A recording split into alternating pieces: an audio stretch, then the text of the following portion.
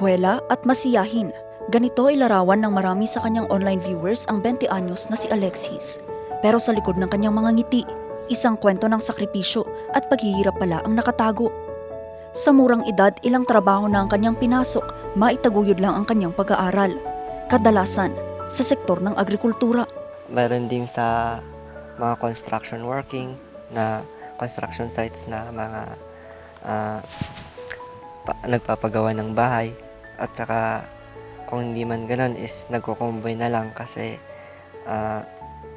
yung sa pagko-convoy kasi parang ikaw na rin yung magdidikta kung ilan yung sasahurin mo. The more na may mabuhat ka, the more na may pera ka.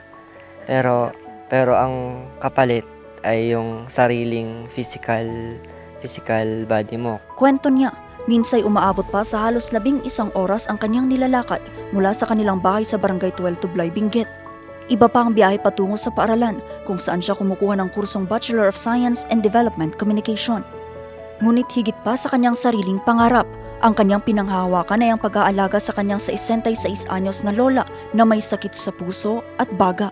At ang importante kasi sa akin is makasama ko pa ng matagal si lola.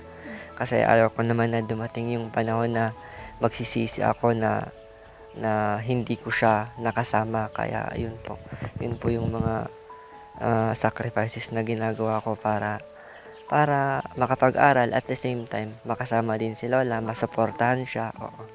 Dahil sa layo ng kanilang tinitirhan, halos hindi na rin nakakapagpa-check up ang kanyang lola sa kabila ng kanyang kondisyon. Yak amo noon na pa nga kuno nga left and right tube ti bagakat napulat kuno da is ako nga mawatan no apay ta daypi man siguro ano tirigat ti agarding kat ag-spray ka kat ang utam amin di sa bidong nga ma-spray.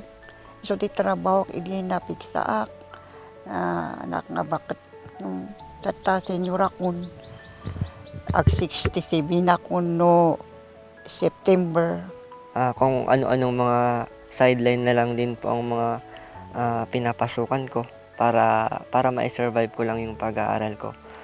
At the same time makabayad din ako ng bills namin dito sa bahay, ganun. Yun yung nagbibigay sa akin ng relief na kahit na gaano kahirap yung mga pinagdadaanan ko, yung mga trabaho ko, yung mga sidelines ko, yung stress ko. Kapag nakikita ko na napapangiti ko si lola, na nabibigyan ko siya ng kahit konti, mas parang nare-relief yung mga stress na meron ako. Kasi kahit na sa mga maliit na bagay na to is nararamdaman ko na may napapasaya ako, lalo na siya yung grandmother ko.